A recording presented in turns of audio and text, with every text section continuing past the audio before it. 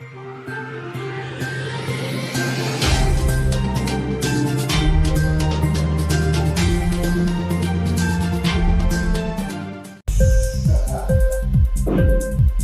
TV prime time news కి స్వాగతం.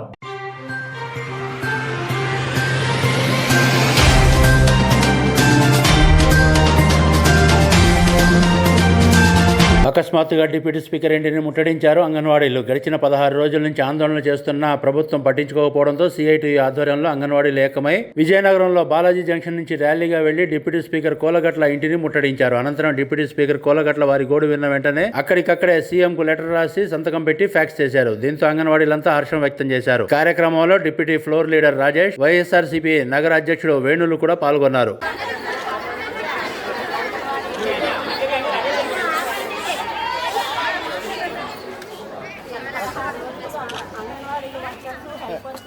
కూడా సమ్మె చేస్తున్నారు సార్.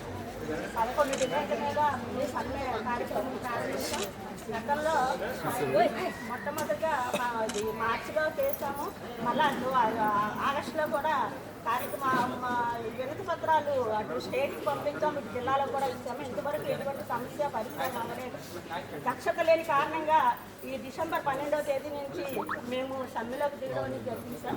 ఈ 11 డిమాండ్లో ఏవైతే ప్రధానమైన డిమాండ్స్ ఉన్నాయో వాటి గురించి నిన్న కూడా 4వసారి చర్చలకు పిలిచారు, కానీ స్పష్టమైన హామీ అయితే ఇవ్వలేదు.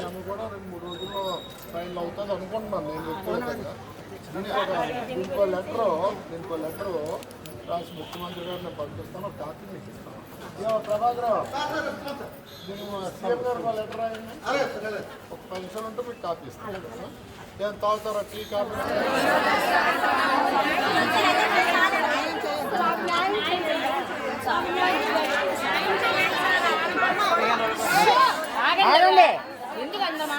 అందరూ విజయనగరంలో ఏదైనా సమస్య ఉంటే తక్షణమే పరిష్కరించగలుగుతాను. ఇది అనే వ్యక్తి ఎమ్మెల్యే గెలిచిన తర్వాత ప్రజలకు అందుబాటులో ఉన్నాడా లేదా, మీ అందరితో కలుస్తున్నాడా లేదా, నా టైం వచ్చిన తర్వాత ఏదైనా అంగన్వాడీ హెల్పర్లో టీచర్లు వేస్తే రూపాయలు అంతం తీసుకున్నానా లేదా మీ అందరికీ తెలుసు. ఊరికినా అక్కడ ఎవరి మీద కేకలేసే కేకలు అభిప్రాయాలు నా దగ్గర ఉంచుకోకండి. నేను ఎమ్మెల్యేనా మీకు సామాన్యనా? మీకు మాకు అనుబంధం ఈ విధంగా ఉంటుంది పోద్దా. ఇప్పుడు నేను ఏం చెప్పాను, పోలీసు వాళ్ళు వస్తే వెళ్ళిపోమని చెప్పాను అన్న. మా వాళ్ళు మా ఇంటికి వస్తే మీరందరూ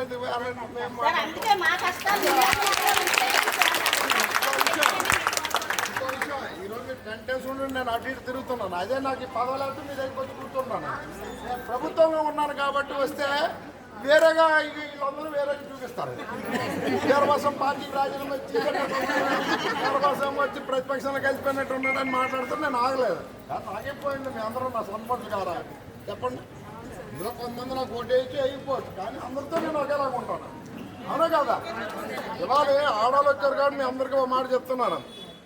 నేను గెలక ముందు మంచినీటి సమస్య విజయనగరంలో అలా ఉండేది, వాళ్ళు ఏ పరిస్థితిలో ఉంది. రోడ్లు కానీ సందుల్లో కాలువలు కానీ ఊరు పట్టణం కానీ మార్పు వచ్చిందా లేదా? సమస్య అనేది ఉందన్నాయి కాలంలో. ఇప్పుడు నేను సీఎం గారు లెటర్ రాసి ఒక కాపీ మీకు ఇస్తాను.